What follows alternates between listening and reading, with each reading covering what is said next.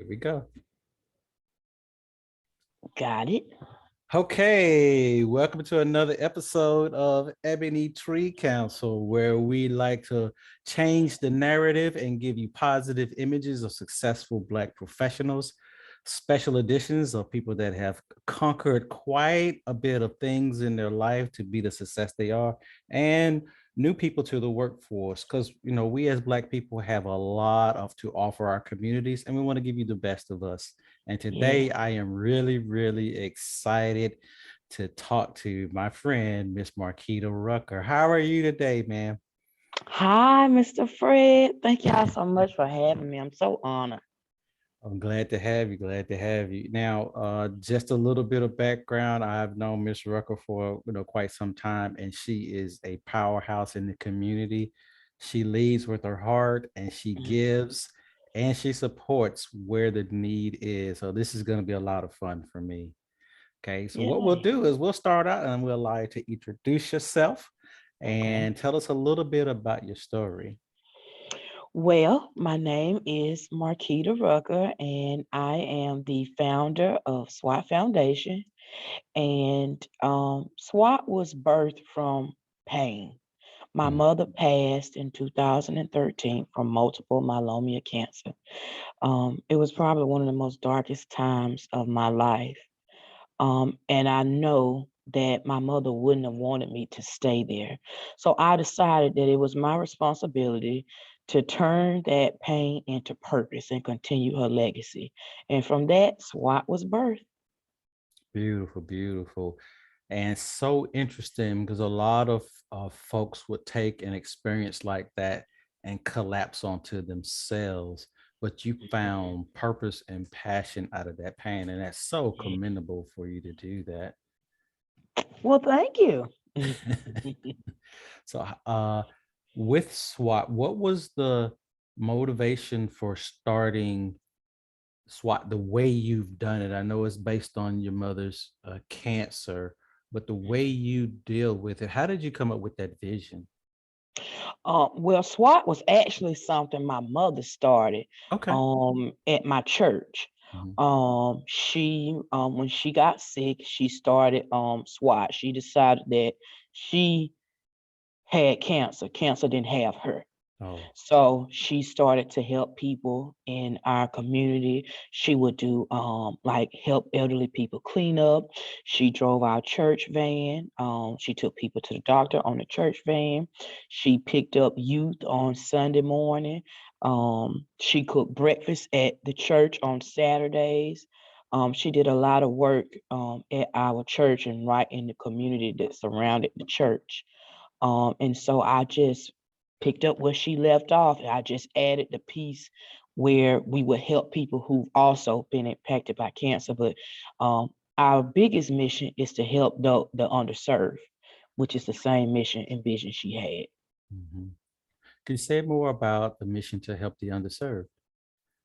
So, as far as helping the underserved, we have a huge population in the Richmond County area and Elberton, Georgia, where I am, Mhm. that are not served. And it could be that they're unaware of the services. It could be that they don't have access to the services. So we try to bring the services to the people. That's beautiful. And in our community, it's a common story that we have pockets that are without access or they don't have the education to point them to where to go. So having organizations like SWAT to fill in the gap and be that bridge to the services that they Yes. need is very critical. Yes, my mother, when she finally found out she had cancer, she was at stage 4, and Mm, it was due to lack of access. mm, Um, we live in a rural area. Well, my parents lived in a rural area that probably had one hospital, and it was very small. They probably had one community clinic, and it was very small, and it offers limited services like they don't deliver babies, they don't have any oncology there. My parents would have to travel to Livonia or Atlanta to receive treatment. So That's a lot, having to drive 2 hours to get chemo or to get radiation or to get Mhm. services that you need. And that can impact a person's income, because my dad was the only one working at the time. Um, and so a lot of times I had to come and take my mother, because how can a person drive themselves 2 hours to go get chemo or Right. radiation? So the lack of access, I think, had a lot to do with, she didn't find out that she even had the cancer until stage 4, because Until stage. there Wow. there's no resources in our area for any Mhm. kind of pre-screening or none of that. So that's one of our biggest programs, is to get people screened, to get them the awareness that there are programs in this area. Mhm. So And that's that's one of our. and the fact that you are the way you described it makes the mission that you're doing even more critical because there's many neighborhoods and communities like that across the entire state, across the whole region, as a matter of fact, Yes. that have the similar kind of circumstances. So wonderful to feel you in the gap there. But we're going to talk about what led you to your mission in the first place. And what I mean by that is let's dig back a little bit. You ready for that? We're going to dig back a little bit. Okay. Okay, I'm ready. Okay. We're going to talk about the high school Marquita. And what was the biggest lesson that you learned during your high school journey? um, my biggest lesson in high school. Well, the high school Marquita wanted to be a marine biologist. Wow. Okay. And we had an awesome program called Talent Search in Elberton. And anyone who joined, they would take us to see some of these careers that people wanted to be. And so, because I wanted to be a marine biologist, they actually took us to Jekyll Island, and we got to see like dolphins and all these animals. And then I realized I'm scared of this stuff. Mm. So the biggest lesson I learned is I don't want to be a marine biologist. Yeah. But I can imagine though, an experience like that being able to kind of cement your decision on where you wanted Yes, to go. Because a lot of our opportunities like that, where kids are able to experience what they dream about before they make the decision, is important. And that's one of the things we want to try to do here at every tree council is to provide that experience so our children are making absolutely. informed decisions like the Yes, benefit that you had. absolutely. I think it's very important to provide that experience, so you don't get in college and waste time and Mhm. money pursuing something that you really don't know a lot about. Okay. And what challenges in terms of academics did you have to deal with or overcome while you were in the high school journey? In high school, I really didn't have a lot of challenges. My mother was a straightforward person. She was Mhm. like, "This is a A house. That's what I expect to see." So I knew to study because she meant business. Yes. Yeah. And I did pretty well in high school studying, Mhm. just buckling down and studying. And I was in a DCT vehicle program in high school, where you're able to leave early. So I had a lot of time to Mhm. actually study outside of school, because 11th and 12th grade year, I got to leave at 11 o'clock. And then going to pursue some other things that would get you prepared. Yes. Wonderful, man. Wonderful. That's a beautiful opportunity. What about when you transitioned into college? What was the big eye opener for you there? Um, I actually went to Georgia Southern Mhm. University after high school, and I was not prepared. I Oh, okay. was not prepared for college life. Um, I was a first generation college student, so Okay. nobody in my family had ever went to college. My grandparents didn't even have a GED. My Mhm. parents were first generation high school students, and so everybody was rooting for me to graduate college because I was a first generation college student. Mhm. So there was a lot of pressure there, but lack of preparedness because nobody had the knowledge on how to prepare me to be successful. Mhm. So if Um, you had to do that all experience all over again, what would you have done to prepare yourself? I would have took the time to actually study at Georgia Southern. I Okay. actually had to come home. When I got there, my first year, my parents told me, if you do well, you won't take your first year, you won't take a car. If you Mhm. do well, we'll give you your car. So I did really well my first year. That motivation. And yes, the second year, they allowed me to move off campus into an apartment with some other girls that I had met. And I got a car and just listening to peer pressure of friends because my parents were a big influence of my life and my relationship with them wanted to make them proud. But Mhm. I fell in with the in crowd who said, your parents aren't here. You can party. Yeah. Yeah. And um my parents pulled up in a Fred Sanford truck and they was like, we've got your grades, and if you want to be crazy, you can come home.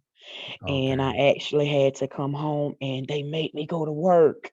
Oh Imagine wow, that. what a humbling experience that might have been. Ye- Yes, they made me work at a chicken poultry.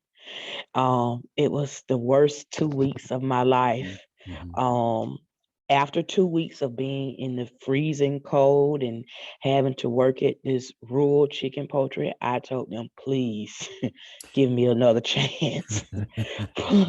Please allow me to show you that I am serious.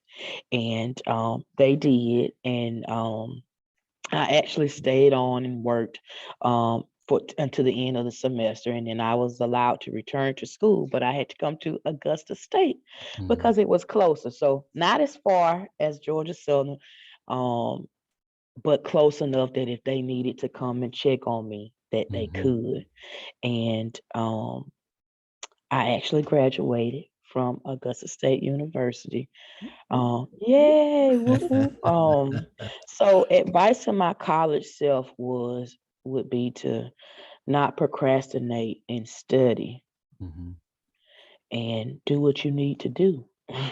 And that's a serious challenge for some of our kids because of the peer pressure that you mentioned and Yes, trying to balance that newfound independence with wanting to do the right thing by your parents, want to do things for yourself as well. It's kind of a tricky without that prior understanding and preparation that you mentioned earlier. right. So my baby has the one up because I have the knowledge on what it takes to survive in college.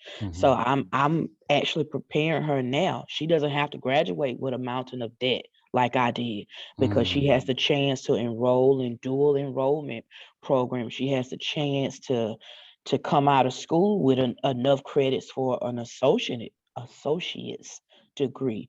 I can tell her about the pressures that she'll face when Mhm. she gets there and how she can avoid that temptation. I really didn't have that. And so because of the experience that I have, I'm able to help better prepare my children That's and wonderful. any other kids that I come in contact with. And great segue because I was going to ask, what could we do to bridge that gap for kids in terms of experiential knowledge? Because what we want to do is ensure that every child understands that and maybe give them an opportunity to kind of rehearse those skills before they actually Yes, get to have to use them. And I heard you say something that was very important. I want to make sure that our young listening audience understands that is managing the debt. And the reason why I want to go back to that is because yes, we did some research and we found out that out of first generation college students, 70% of them drop out because they haven't had a chance to manage that debt properly and they end up having to get a job and the job becomes yes, precedence. And so if they're going to go the college experience, we want to prepare our kids to be ready across all fronts, not just academically. yes, absolutely. So hats off to you and what you're doing to get your daughter prepared. And I know that you got a little bit of mama in you, and you're gonna tell her, we expect Yes, this in our house, and that's what you're that's gonna do. right. That's That's right. beautiful, man. That's beautiful. Okay, so now you made it through college and graduated and had to get into the workforce. Yes. Was that experience everything you expected it to be? No. Okay. I went to college. I had this degree in early childhood education, and Mm, nobody would hire me. It mm, seemed like everybody expected you to come out of college with all this experience that they require. Most teaching jobs require 2 to 5 years of experience. mhm. And you can't have it if you're a recent graduate. And just so happened, one of the teachers that I did my apprenticeship with, she called me and she said, "Hey, we have a kindergarten position open here. I've spoken to my principal. Um, Come up here and interview." And I went and interviewed, and the lady hired me on the spot. So mm, to get a Beautiful. job for me was actually who you know. So Who you that's know. important too. Yes, it is. Um, I try to tell young kids that I know, your attitude can take you places that your talent cannot. Oh, So, okay. We got to pause right here. All right. So, one of the things that I do is I like to get nuggets of wisdom. And you just dropped one on me right now. And I'm going to have to go ahead on and repeat that and write it down. And you said, all your right, attitude will get you places that your talent will not. that's right. That it, man, wow, wow, wow. Okay, that is one of our nuggets for today, and I'm sure you're going to drop several more on us. So we're really looking forward to that. So, can you expand on that a little bit for us? What types of attitudes are you talking about? So that means when we're coming into contact with people, we never know who we meet on a daily basis and what kind of impressions that we can leave on them. Um, when we go somewhere, we represent who our parents are. You ever heard like when when our kids say, yes, ma'am, and no, ma'am, and yes, Yes. sir, and no, sir, and they opening the doors and they're doing all the things that we pour into them. They Mm, don't say, you're such a good kid. They say, good job, mama. Good yeah. job, daddy. So you're a representative of who your parents are when you're out meeting these people. And so you come in contact with so many people, and that term goes back to who you know, that they'll Mhm, remember you when mhm, they've encountered your positive attitude or your excellent I don't want to say customer service, but just your excellent attitude, that mm, they're going to remember you. And so, even though you may be an excellent track star, you may be a 4.0 GPA student, but it may not be enough to get you in the door. But this person who remembered who you are and your excellent attitudes and the good qualities and characters and morals that you have can vouch for you and say, hey, I know her. I remember her. I encountered her, or I've met this person before. They're excellent. Your attitude precedes you, yeah. and it can get you in the door like it did me, where my talent could not. My talent didn't get me into the door for teaching. It was somebody who remembered me and saw me. I'm sorry, it's the bell, y'all. Mhm.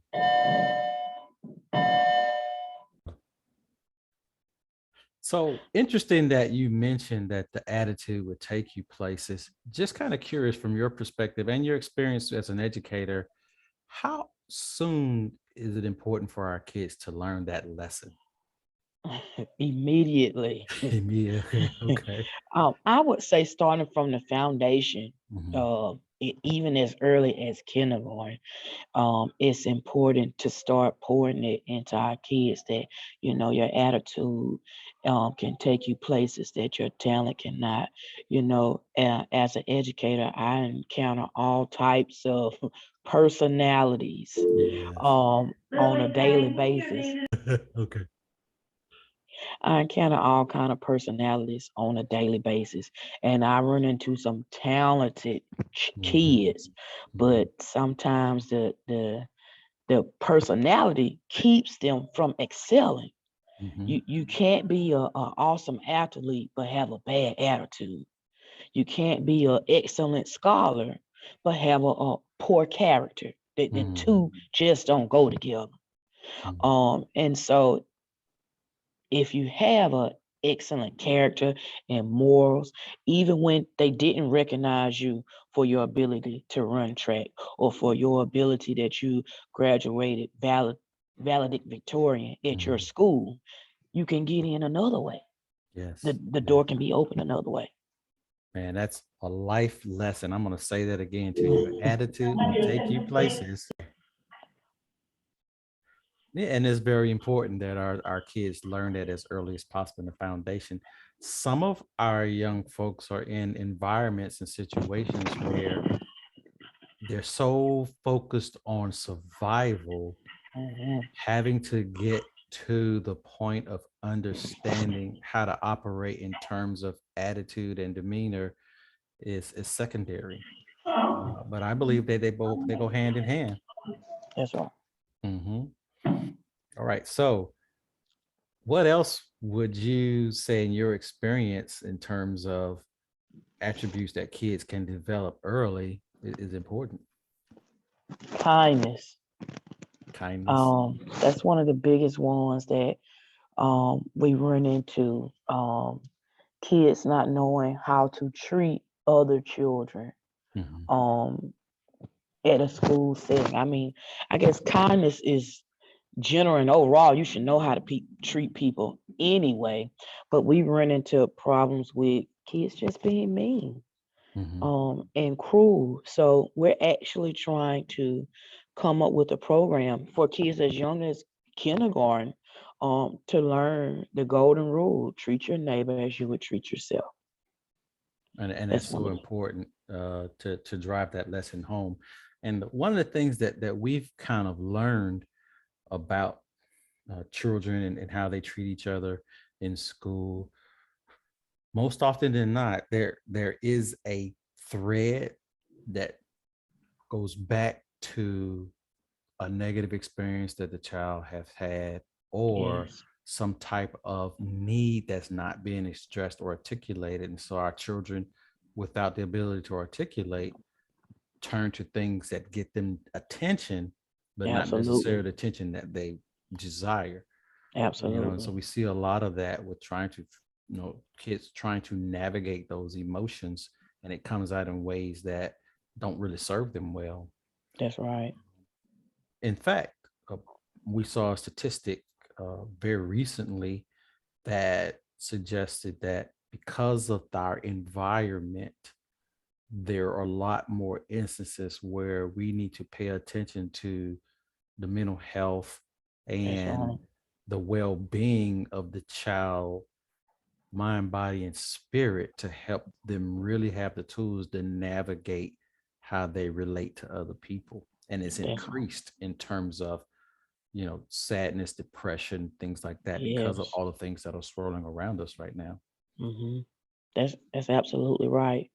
We actually at the after school program that I serve at currently, Mhm. we are implementing a new program where we'll be catering to the whole child and Mhm. not just the academics. We'll be creating catering to their social, emotional, and economic well-being as well, because one can't be successful without the other.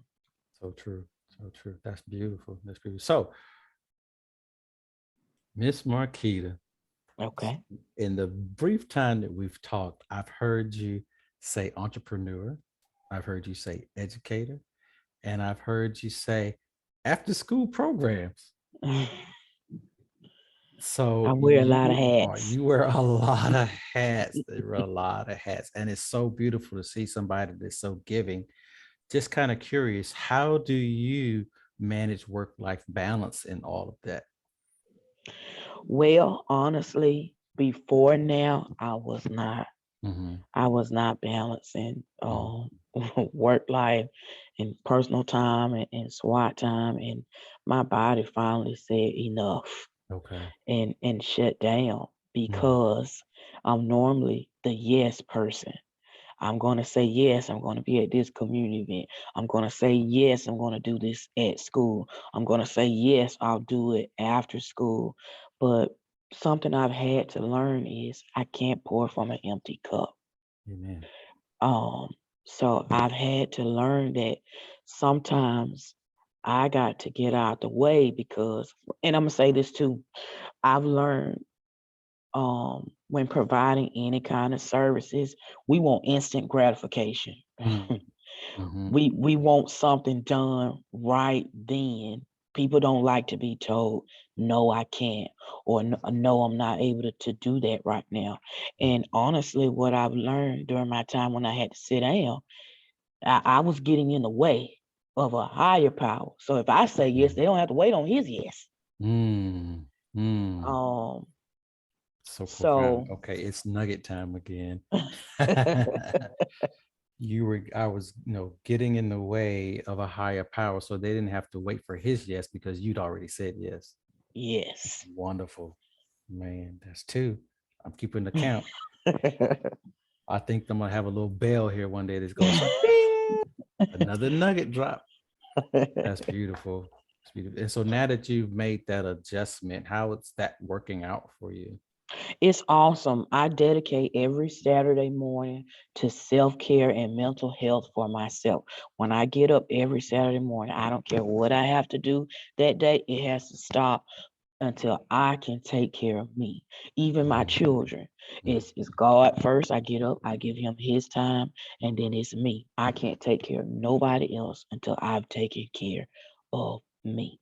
So every Saturday, I commit to, even if it's just a walk in nature, if it's some time praying by myself, whatever I need to do to take care of me, Saturday mornings are dedicated just to me, and I get to refill that cup that I've been pouring out of Yeah. every day that week. And I feel so much better and refreshed when I do it that I look forward to it. And before that, I will always say, self-care, I don't have time. I gotta do this, I gotta take this person there, I gotta do this, I gotta turn this in. Now I just simply say, I would love to help, but I just can't at this time. And after I take care of myself, I'm so much better and I'm able to handle things with grace Hmm. because I refill my cup. And so everything that's thrown at me afterwards, I'm able to handle it because I've given myself time to refuel. That's so beautiful. That's so beautiful. Just kind of Yeah. curious, what advantages do you think we can give our kids by teaching them self care at a younger age? I think if we teach them self care at a younger age, we won't have the high turnover rates that we Mm, have in a lot of jobs, or even the high dropout rates that mhm, we have in school because kids get so stressed out and they get test anxiety. And we have children now that are taking sabbaticals from school because of the pressures and that they feel from this testing that's required of them. And if we teach them self-care early, even if it's saying, Saturday, take a break. We're gonna do something for you. We're gonna do something for your mental health or for your physical health before you start back studying or whatever it is. I think that our kids will be better prepared as adults if they did it, start doing it now.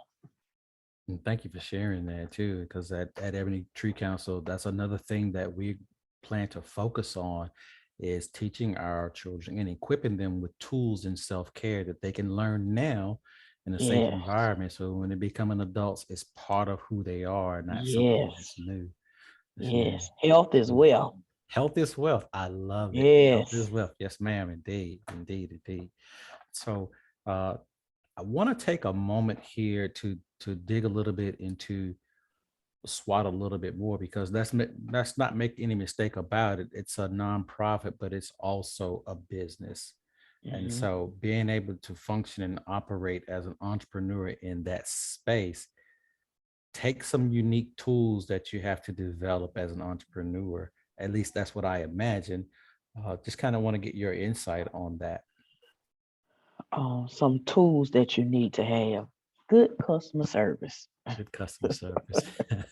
Good customer service. Mhm, Although I'm a nonprofit and I don't actually sell a product, um, I kind of sell what we do to our mhm, sponsors. So it takes me having good customer service and being able to build those authentic relationships and those rapports with volunteers that help run the organization, with sponsors who help with funding, letting them know that they're important to us. They're vital. They keep us running. And if you have poor customer service, nobody's going to come back and volunteer for you. mhm. Nobody's going to continue to funnel their money into what you're doing. And so I think customer service is one of the best skills and tools that we need running a business. You also need certain soft skills. You need working knowledge of computers. Mhm, I know that they say we never stop learning. You actually don't. They got so much technology that's constantly coming out. You got to be able to keep up with mhm. what's out here. My children are my best teachers. They show me how to do a lot of things. One thing I was just talking to someone about yesterday was being having a heavy social media presence on not just Facebook but Instagram and Snapchat, all of these things that people are using, and we can't just stay stuck somewhere and say, "Well, I don't know how to use it or I don't know how to do it." You got to be able to keep up. Mhm. So having the soft skills that it takes to keep up in the 21st century is important as well. Oh, wonderful. And I heard you say customer service. I heard you say skills. One of the things that really made my ear stand up was authentic relationships. Yes, And in business, it's not always about the transaction, it's about yes, nurturing a relationship. And a lot of times, our kids don't get that information. And it's about A plus B equals C instead of building a community or a network of people that you can support each other. And that's it's right. very important. Yes, indeed. It's not always about what they can do for you. The Mhm, embodiment of SWAT is to serve. mhm, And I think everybody who I've just about come in contact with as far as volunteers and sponsor have become just like friends and family to me. Personally, I know some of my partners when they go visit family, they tell me about, it's simple things. If they're visiting their kids, they're having a wedding, or they tell you things that they like, you can go drop off chocolate cupcakes because it's their favorite. Um, or you know that somebody has a 2-year old kid and they just moved from out of town and they're trying to get their foot wet on the scene and find friends. Hey, I got a 5-year old, let's do a play date. And so when you make those authentic connections, and then when it's time for them to do something to you, they open up the pocketbook Amen. and they do it. And you Hmm. don't do it because of that, but it's Right. because you have those authentic relationships. You can go to people and ask for just about anything that you may need, and it'll be given to you. And such wisdom, such insight. And I'm still writing down nuggets. My fingers are getting tired writing down the goal that you're sharing. It's like boom, boom, boom. It's amazing. It's amazing. If you had to redo something as an entrepreneur, what would that look like? um, if I had to redo something as an entrepreneur, what would that look like? I think I would um kind of vet the people who I've invested my time in working with. Hmm. When you first get into business, you're so eager, you want to work with everyone, but you can't. It's still a business. Hmm. I would take the time to research people before I actually bring them into SWAT. That's Hmm. what I would have done. That would have been my piece of advice to my starting out self. Research and vetting the people who you're allowing into your organization. Man, that again, that bears repeating, and it falls Mm. back into the other things that you said earlier about how to treat people, how to live in Yes, kindness, yes, how to serve, and authentic relationships, and yes, really, really appreciate you mentioning the fact that when you first start out, and that's been some of our experiences as well, is that you want to be able to work with everybody, but yes. not everybody is suited to interact with you. That's right. So being able to slow down helps with that and not That's right. rushing into everything and take that time to be a little bit more investigative. So really thank you for bringing that out as well. Absolutely. Okay. So as an educator, what's a typical day like for I you? can't. As an educator, what's a typical I day don't know like for why. you? I can. So as an educator, what's a typical day like for you? Um, long.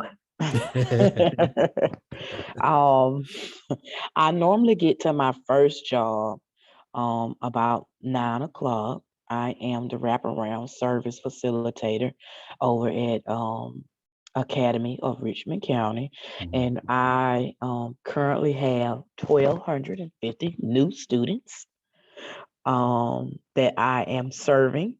I Did also you say have 1200 plus? 1,200 plus students that I am now serving, Oh and my, yes, my your team door. must be huge. No, the team is not huge. Um, we actually have a social worker here who Mhm. is very helpful, but she is also the parent facilitator. She's also the 504 coordinator. She's also the attendance clerk. So she's normally in and out the building because she has to go to court for like tribunals and all of that stuff. So um she helps when she can. We also have one, two, we have three counselors here. Um, but they are mostly working with only mental health services.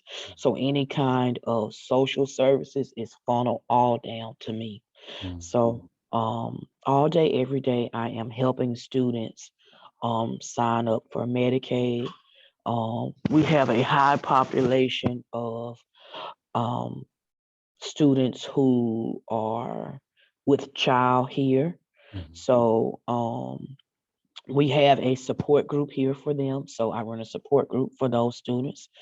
We also have about 10% of the kids here who are dealing with not being called the correct pronoun.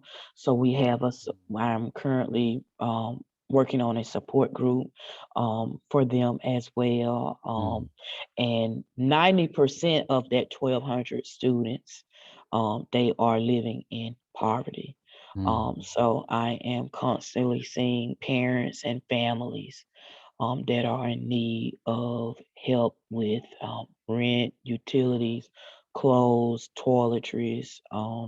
That's what my day looks like until 3 o'clock. And then at 3 o'clock, I mosey on over until to my 21st century program, STARS. And there I provide academic interventions. I have 65 students on my roster. Um, I know. And I provide academic interventions for those students. And we actually implemented a new program back in April to track the academic progress of our students. And my students actually were the highest students. And I actually got an award last week, I think. that's Miss fantastic. Kim presented me with an award. So I was so Congratulations. excited That's beautiful. um about that we actually have at least 50% of our kids are back on AB honor roll.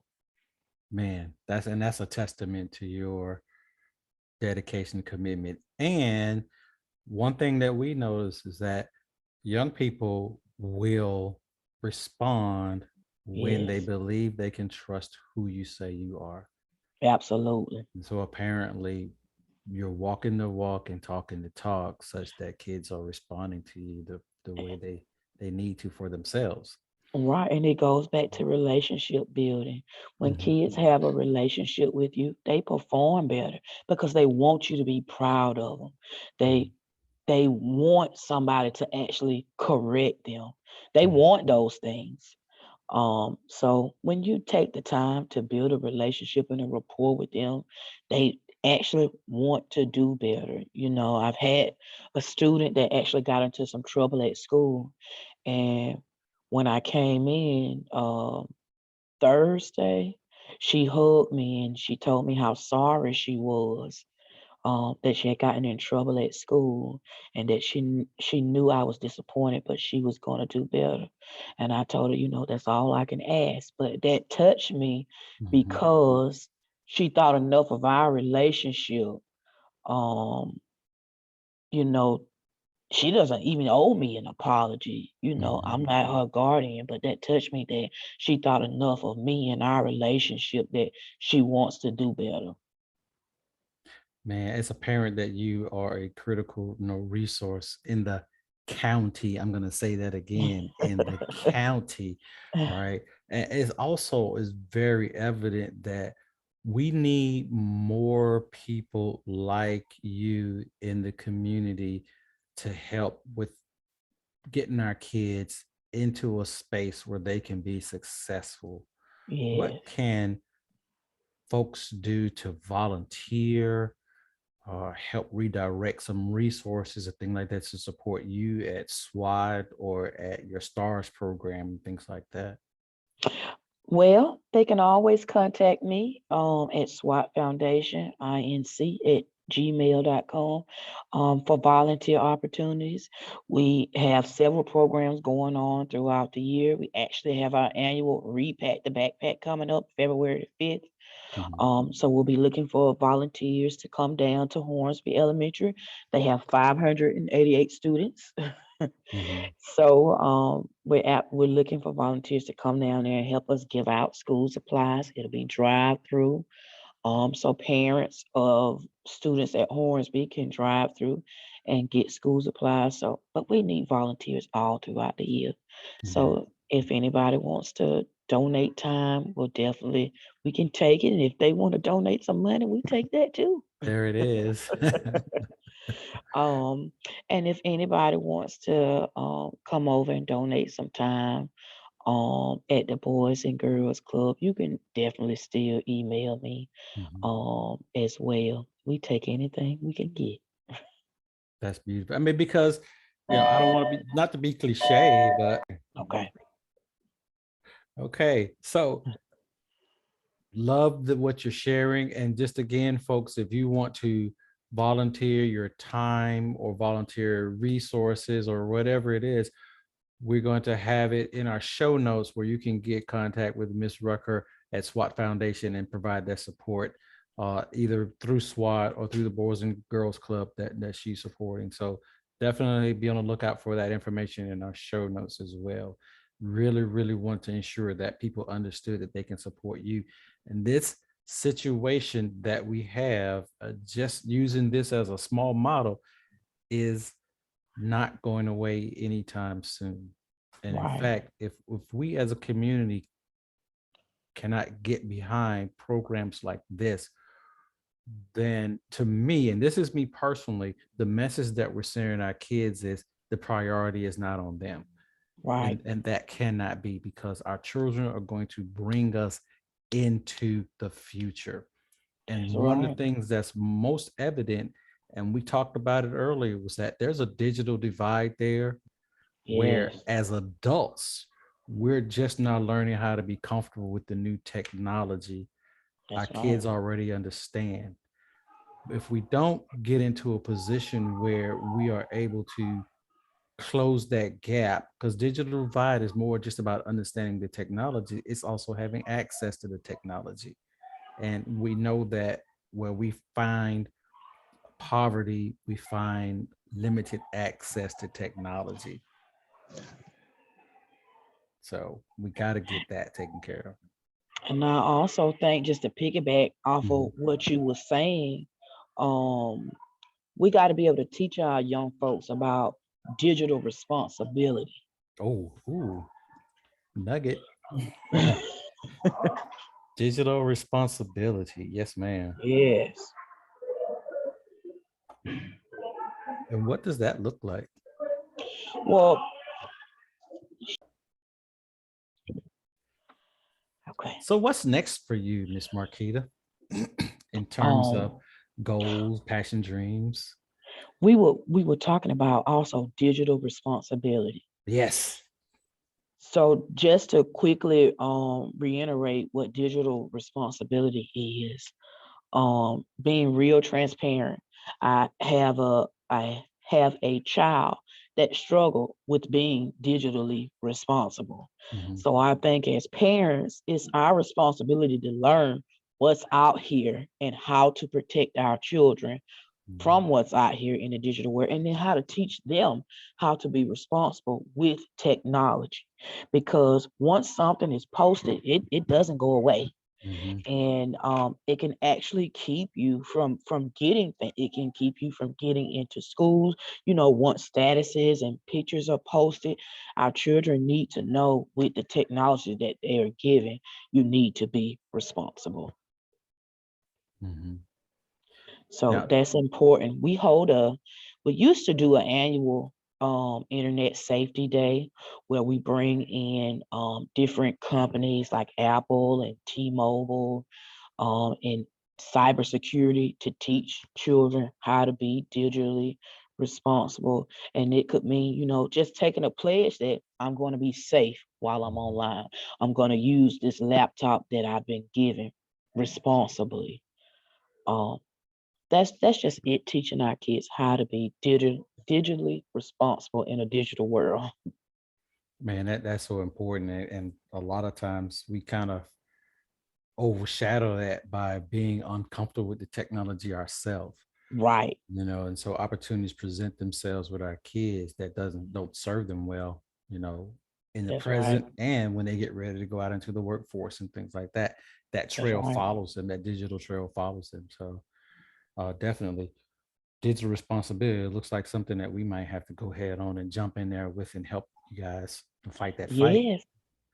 We love partnering with Ebony Tree Council. Yeah, we love partnering with you too. Yeah, for sure, for sure, for sure. Uh, so what's next for you in terms of where you go with SWAT? Well, what's next for me? I am really in prayer right now for a SWAT center. Mm, It is my goal to have a building that houses resources. I want to be like a one-stop shop. mm, So if you need clothing, you can come to the SWAT center. If you need a patient liaison, you can come to the SWAT center. mm. If you need toiletries, you can come to the SWAT center.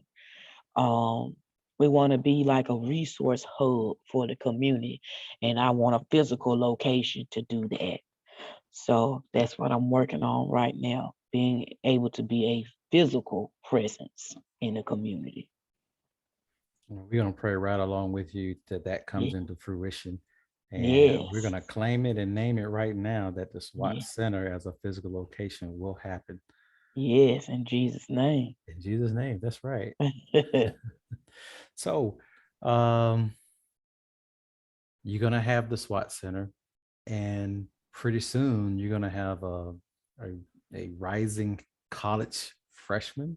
Well, actually, by the Yes. time she gets to high school, I mean college, she may be beyond the freshman year there on the So trajectory I'm that you have her right excited for now. her. Uh-huh.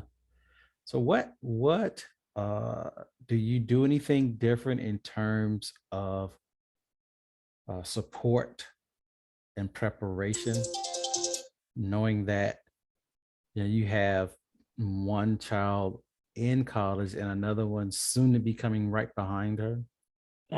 Saving money. I'm saving all my pennies. Mhm, um, Honestly, I'm trying to save money. You need money in college, not just to pay for school, but um, when I went to Georgia Southern and my mom was sick, there were a lot of things that I needed that were scarce because we had one income, and then the Mhm. rest of the income that we had went to taking care of my mother.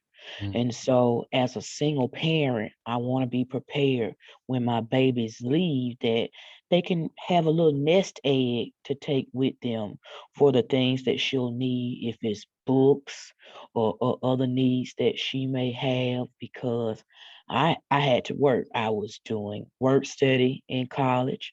I was writing papers for people for extra money. I was doing helping with homework.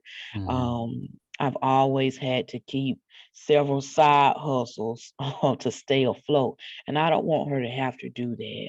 I want her to be able to go to school and just focus on her academics.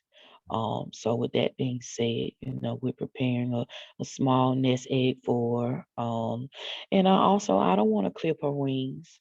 So I want her to soar. And so we're teaching her about, what to do when you get your own home. This is how you balance a checkbook. This is how Mhm. you run a bank account, so she has her own bank account. She actually runs her own business as well. Oh my. Um, The apple so doesn't that fall far from the tree, huh? so I'm trying to teach her. She runs her own business that she can do on her own time so that she doesn't Mhm. have to clock in for anyone, and it doesn't take away from her studies. So I'm hoping that those things will help her be successful, and that she won't have to take the 6 year route that it took me to graduate. That her go around, she's gonna be even faster. Amen to that. And I will Yeah. say that, yeah, it was a 6 year route, but you know, God had to shape you for the journey that you're on now. Yes. So it took the 6 years to get you to where you are now to be this amazing, fantastic person that you are in the community. So Oh, thank nothing's you. wasted in the kingdom, right? That's right. All right. But That's what I did right. hear you say that was very important was financial literacy as soon as possible, and teaching Yes, kids how to navigate those financial instruments that may help them, become successful adults. So very that's critical. right. Okay, so now we're at the stage in the interview where we kind of leave it up to our audience to give some final words. You can just give final words, or what we also say is, 15 or 22-year-old, what would you tell that person in yourself, either 15 or 22? My 15 or 22-year-old self, I would tell myself to get to know who you are and whose you are. Mm, And doing those two things could have helped me operate in life a totally different way.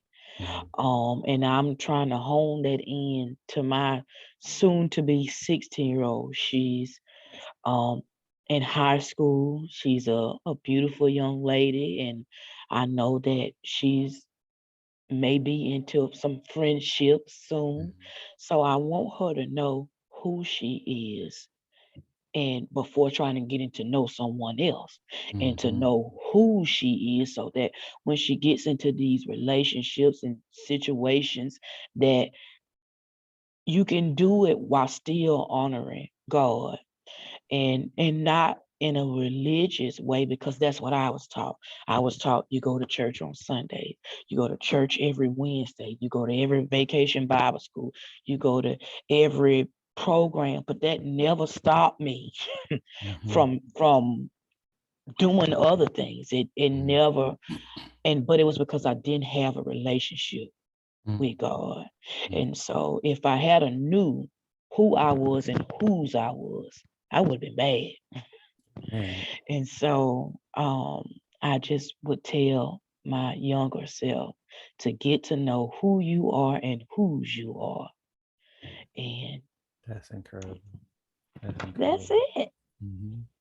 All right. So we're getting ready to wrap up right here, and just wanted to give you the floor to add to what you just said, or you want to leave it right there. I'll leave that up to you. Well, um, outside of my advice to my younger self, um, as an educator, I would like to leave some advice for our parents that have younger children, letting them know that you are your baby's first teacher. You Mm, are your baby's first advocate. There is research that backs up that there is a huge educational gap. And if we don't intervene right now, it's just going to continue widening. And research has shown by the time they get to third grade, if we haven't closed that gap, they're they're building more prisons to house people that look like us. yes. So we need to make sure we are preparing our babies to enter the foundation of their lives, and that could be as simple as reading a book to them every night, building that vocabulary, getting them kindergarten ready is going to be the most important step in their lives. So help us help you close Yes, that gap. indeed. Yes, indeed. Ladies and gentlemen, you have had the honor of spending time with Miss Marquitta Rucker, CEO, founder of SWAT Foundation, educator, community advocate, and just a beautiful spirit to behold. Oh, thank Thank you y'all. The so honor was much. mine. The honor was mine. Mhm. And we're going to continue to grow together. That's right. All right, now.